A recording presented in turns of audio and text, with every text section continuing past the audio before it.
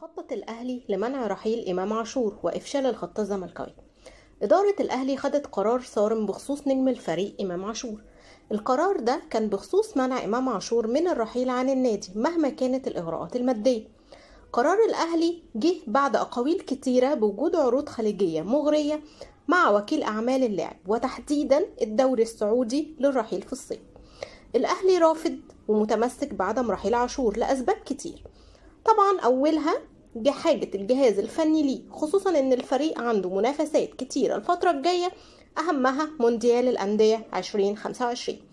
تاني حاجة هي مخاوف الأهلي من الكلام اللي بيتقال من وقت للتاني بان عاشور لو مشي ممكن يرجع تاني للزمالك بعد إغراءه من رجال أعمال زملكاوية للعودة.